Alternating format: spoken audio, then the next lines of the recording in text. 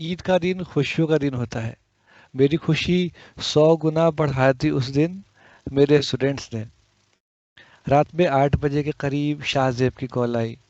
शाहजेब मेरा पहला स्टूडेंट, मेरे करियर की शुरुआत, अभी मर्चेंट नेवी में है। मजाक मजाक में मैंने पूछा कि शादी कर ली है और बुलाया भी नहीं। कहने लगा कि ऐसा हो ही नहीं सकता है, शादी करूँ आपको नहीं बुलाऊं, आपकी वजह से मेरी जिंदगी बदली है। यही अल्फाज थे उसके। आगे बढ़ने से पहले एक डिस्क्लेमर लगा दूं। देखिए, हम और आप सिर्फ कोशिश कर सकते हैं। दिल की चाबी अल्लाह के हाथ में होती है। जब वो चाहता है जिस तरह फेर देता है। अच्छी नीयत वालों को अच्छी चीज मिल जाती है, उनकी जिंदगी में भला होता है। जिनकी नीयत खराब होती है, गंदी होती है, उनको हिदायत नहीं मिल पाती है। मेरी सफ़र की शुरुआत हुई थी शाहजेब के साथ जब वो क्लास 10th में हाफ ईयरली एग्ज़ाम दे के आया था। सफ़र ख़त्म हुआ जब वो AMU class 11th entrance test qualify कर गया। उस दिन उनके अब्बा ने मुझे कहा कि उनको ऐसा लगता था कि दुनिया में कोई टीचर ऐसा नहीं पैदा हुआ जो शाहजेब को पढ़ा सके। एक दिन मस्जिद की तरफ जा रहे थे हम लोग, तो शाहजेब ने मुझसे पूछा कि सर, आज तक किसी टीचर की बात मुझे समझ में नहीं आई और सब मुझे मारते भी बहुत थे, आपने एक बार भी नहीं मारा, क्यों? तो मैंने कहा, देखो बेटा, जो अंडा होता है ना, जब अंदर से टूटता है तो एक ज़िंदगी पैदा होती है, और जब उसे बाहर से तोड़ा जाए तो सब चीज़ ख़त्म हो जाता है। शाहजेब याद करने लगा कि कैसे जब उनके घर पे मेहमान या कुछ लोग आया करते थे तो मैं इसको अपने रूम पे बुला के लाया था। साथ में हम पढ़ते थे, पढ़ा के मैं इसको सुला देता था। एक ज़रूरी मेमोरी टिप्स: जो भी चीज़ हम याद करते हैं ना, वो हमारे टेम्प्रोरी मेमोरी में स्टोर होता है, और जब हम सोते हैं तब वो परमानेंट मेमोरी में जाता है। तो हम सब की कोशिश ये होनी चाहिए, पढ़ाई करने के बाद थोड़ा सा सो लें। इसीलिए जो लोग कुरान हिफ्स करते हैं ना, मगरिब के बाद याद करते हैं और उस वक्त सो जाते हैं याद करके, ताकि वो चीज़ें तुरंत परमानेंट मेमोरी में चली जाए। याद करने लगा कि पढ़ते पढ़ते सुला देता था, फिर उसको मैं जगाता था। अज़ान होती तो थी तो मस्जिद लेकर के जाता था। आप में से बहुत लोगों को मालूम होगा कि दिल्ली मेरा दूसरा घर है, और मेरे घर में मेरे स्टूडेंट्स का और दोस्तों का जमावड़ा रहता था हमेशा। स्टूडेंट्स के लिए तो खास तौर से सहरी, इफ्तार, हर चीज़ का इंतजाम करना पड़ता था। एसी लगा हुआ था ना, तो सबको मज़ा आता था वहाँ। जब इनको भगाना होता था तो मैं एसी को 16 पे कर देता था और चादर सारी अलमीरा में डाल देता था। ठंड लगती थी तो ये लोग फजर में जब भागते थे तो दोबारा नहीं आते थे वापस। कहने लगा शाहजेब कि जब भी शिफ्ट से छुट्टी मिलती है सर, तो मैं आता हूँ यहाँ तो ट्यूशन पढ़ाता हूँ, और मैं अपने स्टूडेंट्स को हमेशा कहता हूँ कि तुम्हें कैसा भी टीचर मिल जाए, मेरे सर जैसा सर नहीं मिलेगा। जब भी पढ़ते पढ़ते मुझे लगता था कि शाहजेब को अब बात समझ में नहीं आ रही है, तो हम लोग मस्जिद की तरफ रुख करते थे। मस्जिद उस्मान बिन अफ़ान। कैसे दिल बनाते हैं आप लोग ऐसे? मुझे तो नहीं आता है, शायद ऐसे, कैसे, हाँ शायद, अरे बड़ा अच्छा बन गया ये। तो उस मस्जिद उस्मान बिन अफ़ान में मेरा दिल लगता था, और मेरे दोस्तों को भी मालूम था अगर अजमल भाई घर पे नहीं मिलेंगे तो मस्जिद में मिलेंगे। हम लोग मस्जिद जाते थे, नमाज पढ़ के आता था, फिर उसको बात समझ में आने लगती थी। कभी कभी जब देखता था मैं कि नमाज का भी वक्त नहीं है कोई और इसको बात नहीं समझ में आ रही है, तो दुआ पढ़ के इसके सर पे दम करता था मैं। बहुत कुछ करना पड़ता है पढ़ाने के अलावा, आपको क्या मालूम। आप लोग जब एग्ज़ाम हॉल में होते हैं तो यहाँ हम लोग मुसल्ले पे होते हैं, सिर्फ मैं नहीं, मेरे घर के और भी लोग, और सब मिलके आप लोग के लिए दुआएं करते हैं, तब आपका रिजल्ट आता है। दुआ, दवा, सब चीज़ करनी पड़ती है। अब सवाल ये है कि शाहजेब के साथ इस सफ़र में मुझे क्या मिला। शाहजेब के यहाँ मुझे लेकर के गए थे शहाब भाई, और उन्होंने मेरे उम्मीद से 3 गुना ज़्यादा फ़ी बोलने के लिए कहा था, और मुझे मालूम था कि इतना फ़ी कोई पे नहीं करेगा। शाहब भाई ने कहा था कि ज़्यादा से ज़्यादा 500 कम करना, और नहीं। और थोड़े दिन पहले ही एक लड़के को मैंने उसका 1/3 फ़ी बोला था और वो भाग गया था, मगर शाहजेब के पापा तुरंत तैयार हो गए, और मैं बिल्कुल शॉक्ड रह गया, ऐसा कैसे हो सकता है। शाहजेब के अब्बा एग्ज़ाम सेंटर से मुझे लेके जाया करते थे शाहजेब के, और मुझे भी काफ़ी कुछ सीखने के लिए मिलता था। दिल्ली के बड़े क्रिमिनल एडवोकेट्स में से एक थे। कभी कभी इस एग्ज़ाम सेंटर पे डांट पड़ जाती थी, सबके अब्बा डांटते हैं भाई, हमारे अब्बा भी डांटते हैं हमको, कोई परेशानी की बात नहीं है ये। तो मैं उसको समझाता था कि अरे घबराने की बात नहीं है, अब्बा लोग ऐसे ही होते हैं, चलो एग्जाम दो अच्छे से, वुड वुड में एग्जाम दो। तब ना जाके शादी माशाल्लाह से class 11th qualify, class 11th में एमयू फर्स्ट अटेम्प्ट में क्वालिफाई किया। अलीगढ़ के सेंटर पे एक दूसरे गार्डियन भी थे, 2 महीने के लिए एक ट्यूटर की तलाश में थे। शाहजेब के अब्बा ने कहा कि सर पढ़ा देंगे, मगर एक बात जान ले कि टीचर नहीं दे रहा हूँ, जादूगर दे रहा हूँ, तो फी वैसे ही पे करनी पड़ेगी, महीने के 20,000। मैं अकेले में गया तो उनसे पूछने लगा कि इतना थोड़ी ना कोई देगा, तो मजाक हो गया ये। कह रहे हैं सर आप अपनी वैल्यू समझिए।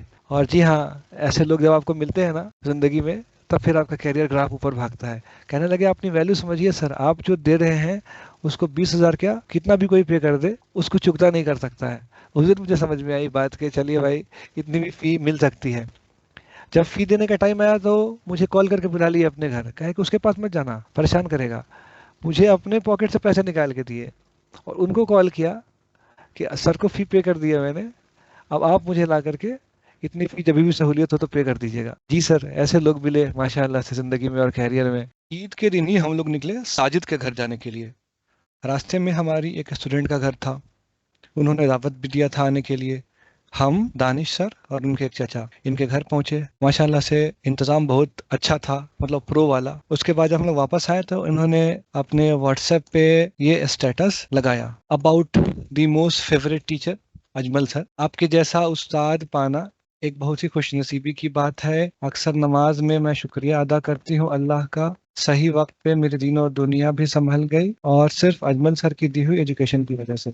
असल में इन लोगों के वही छोटे मोटे सवालात होते हैं जो शायद जिंदगी में हम सब फेस करते हैं। तो हमारे उस्ताद ने जो हमें सिखाया था हमने इनको सिखा दिया। एक छोटा सा सवाल इनका, जैसे फजर में उठने की कोशिश करते हैं, उठ नहीं पाते हैं, किसी रोज उठ जाते हैं, फिर दिल में ख्याल आता है कि आज तौबा कर रहे हैं और फिर कल सुबह नहीं उठ पाए, ये तुम क्या कर रहे हो, बार बार तौबा करते हो, बेशर्मी की इंतहा है, बार बार वही काम करते हो। मैंने इनको वो हदीस सुनाई नबी सल्लल्लाहु अलैहि वसल्लम की, जिसमें वो कहते हैं कि अल्लाह को ऐसी मखलूक पैदा करनी होती जो गुनाह नहीं करे तो इंसानों को अल्लाह बनाते ही नहीं। अल्लाह ने इंसानों को बनाया ही इसीलिए है कि वो गलती करे माफी मांगे, गलती करे माफी मांगे, और ये सिलसिला कब तक चलता रहे, आखिरी सांस तक जिंदगी की चलता रहे। इनके नाम को जरा सा गौर से देखेंगे आप, जो मेरे मोबाइल में सेव्ड है तो एक ही ऐसा नाम है जो सिस्टर के साथ सेव्ड है। इनका भाई पढ़ता था पहले हमसे, और जनरली ऐसा होता है कि जो भाई पढ़ के जाता है उसकी बहन आती है, जो बहन पढ़ के जाती है उनका भाई आता है, जनरेशन बाय जनरेशन बच्चे पढ़ते हैं। जैसे आज के रोज ही एक एडमिशन ऐसा हुआ जिसमें वो 4th जनरेशन है, हमारे यहाँ एडमिशन कराए हैं। तो एहतशाम्स सिस्टर करके नंबर सेव था, क्योंकि उनकी बहन कॉल किया करती थी फीडबैक देने और लेने के लिए। और कॉन्शियस गार्जियंस को ऐसा करना भी चाहिए, क्योंकि बहुत सी बातें आपको मालूम होती हैं जो हमको नहीं मालूम होती हैं, कुछ हमें मालूम होती है जो आपको नहीं मालूम होती है, और जब दोनों चीजें मिलती हैं तब जाके बच्चों का परफॉर्मेंस रिजल्ट निकलता है। दिलकश भी मुझे लगता है 7-8 क्लास में आ गई थी पढ़ने के लिए, और नाम बदल गया, एहतशाम सिस्टर की जगह दिलकश न्याज सिस्टर हो गया, अपोस्ट्रोफ यहाँ से हट गया। मगर इन्होंने वो सिस्टर वाला काम भी किया मेरी जिंदगी में। एक तो बड़ा सवाब जारिया का प्रोजेक्ट शुरू किया, और एक दफा मेरी एक परेशानी थी बड़ी, जिसको इन्होंने 15 मिनट में रिजॉल्व कर दिया माशाल्लाह। तो ये हैं हमारी स्टूडेंट दिलकश न्याज, और बात करने का तरीका, सरीका, तहजीब माशाल्लाह उम्दा लेवल का। अल्लाह ताला इनको हमेशा सिरात मुस्तकीम पे रखे और दुनिया और आखिरत की हर तरह की खुशियां नसीब करें अल्लाह। आगे आ जाते हैं। जिस दिन रिजल्ट आया था उस दिन मैंने स्टेटस लगाया था कि जिनके नंबर थोड़े कम भी रह गए हैं तो आप मायूस ना होइएगा। नॉर्मली ऐसा होता है कि 10th में जिनके कम रहते हैं उनके 12th में ज्यादा आ जाते हैं। 19-20 बैच जो मेरा फेवरेट बैच भी हुआ करता था, उनकी एक स्टूडेंट का मैसेज आया, आप सबकी हौसला अफजाई करते हैं, ये मुझको इमोशनल करता है। आई थिंक हर टीचर की ये क्वालिटी होनी चाहिए। I have been your student and I am very proud of this. और इनको बड़ा सरप्राइज लगेगा ये जान के, जब इनका रिजल्ट आया था तो इन्होंने मुझे क्या मैसेज किया था वो भी सेव्ड है मेरे पास। मेरे मोबाइल में जब से मैं व्हाट्सएप चला रहा हूँ तब से आज तक के तमाम मैसेजेस सेव्ड हैं, इल्ला ये कि किसी ने पर्सनली कहा हो कि मेरा ये मैसेज डिलीट कर दे। किसी को कोई मैसेज दोबारा पढ़ना हो तो मुझसे स्क्रीनशॉट मांग सकते हैं। इन्होंने कहा था अस्सलाम वालेकुम सर, उतना अच्छा रिजल्ट नहीं है, क्या शेयर करूं, पास हो गए, क्रेडिट आपको ही जाता है, नहीं तो मैथ और साइंस में फेल थे। असल में हुआ यूं था कि इन लोगों ने एडमिशन बहुत लेट कराया। एडमिशन कराने के थोड़े दिन बाद ही मेरे जिंदगी का वो सबसे बड़ा हादसा हो गया। यही है, जो मेरा बेटा था दुनिया से चला गया और क्लासेस रुक भी गई। मगर ये लोग कहीं नहीं गए, कहीं नहीं ज्वाइन किए, मेरा ही इंतजार करते रहे। फिर मैंने क्लासेस रिज्यूम की तो मैंने इनको कहा था उस जमाने में भी कि शेयर कीजिए, सबका थोड़ी ना बहुत अच्छा रिजल्ट आता है, मेहनत की है इस बार की तारीफ करनी होगी। और मैं हमेशा 10th में बच्चों को कहता हूँ, यार नंबर वंबर तो सेकेंडरी चीज़ है, आता है बहुत अच्छी बात, नहीं आता है कोई बात, मेहनत करने की आदत डालो।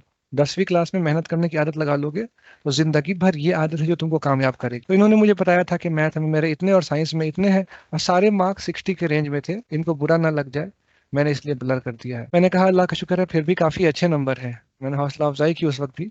बाकी सब्जेक्ट में कैसा आया तो इन्होंने बाकी सब्जेक्ट से भी नंबर बताए जो कि माशाल्लाह अच्छे नंबर थे, रेस्पेक्टेबल मार्क्स। अब आते हैं उस बैच की कहानी जिसने मुझे चकिया में रोक लिया, वरना मैंने इरादा कर लिया था कि मैं चकिया छोड़ के चला जाऊंगा। क्योंकि जब मैं यहाँ आया तो 1 साल मैंने प्राइवेट ट्यूशन पढ़ाया था और उनमें बड़ा अच्छा रिजल्ट नहीं आ सका था। तो ये मेरा 18-19 का बैच था। इसमें थी साक्षी, खुशी पोद्दार, नेहा, मानसी, साकिब, दूसरे वाले साकिब, और इसके बाद अनुष्का, अजहर, अतहर, बड़ा बाबू ज्ञानेंद्र, ये सब इनमें थे। सबके माशाअल्लाह से अच्छे रिजल्ट थे। इनमें साक्षी का नंबर था मैथ्स में 97 मार्क्स और साइंस में भी 92-93 ऐसे ही कुछ था।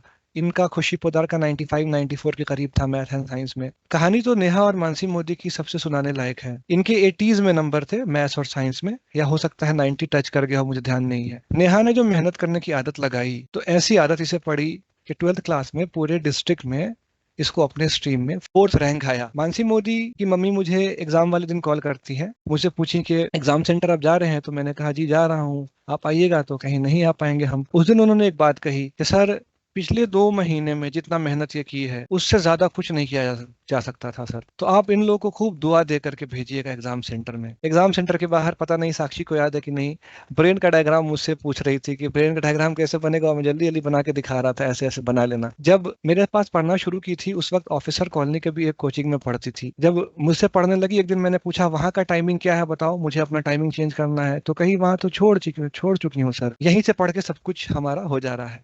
तो ये मेरे लिए एज अ टीचर, मतलब एक, आप नहीं समझ सकते कितना बड़ा कॉम्प्लीमेंट है कि कोई बच्चा मुझ पे इतना भरोसा अगर दिखा रहा है कि आपसे पढ़ के हो जाएगा। बहुत ज्यादा खुशी होती है ये सुन के।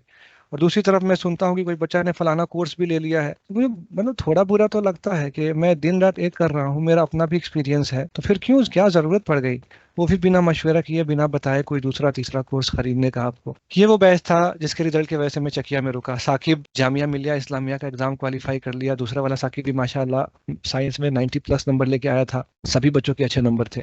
मैं इस वीडियो को कंप्लीट करूंगा, पता नहीं शायद बड़ी हो गई है, और मैं इन बच्चों की मेहनत के ऊपर एक शेर सुनाना चाहूंगा कि तदबीर के दस्ते जर्री से, तदबीर जो हम लोग करते हैं ना, जो एफर्ट डालते हैं उसके हाथ से, तकदीर दरख्शां होती है। तकदीर यानी किस्मत चमकती है, दरख्शां होना चमकना। कुदरत भी मदद फरमाती है जब कोशिशें इंसान होती है, जब इंसान कोशिश करता है तब कुदरत मदद फरमाती है। फिर से एक बार सुन ले, तदबीर के दस्ते जर्री से तकदीर दरख्शां होती है, कुदरत भी मदद फरमाती है जब कोशिशें इंसान होती है। इसी के साथ वीडियो को ख़त्म करता हूँ। पार्ट 3 में इससे अच्छी अच्छी स्टोरीज लेके आऊँगा इंशाल्लाह। जुड़े रहिएगा। अल्लाह हाफिज़। हाँ, इसमें कमेंट ज़रूर कीजिएगा इस वाले वीडियो में कमेंट करके बताइए जो आप सुन रहे हैं अपने सर की बातें, क्या वो सही है या बस ऐसे ही फर्जी वाले वाली बातें हैं।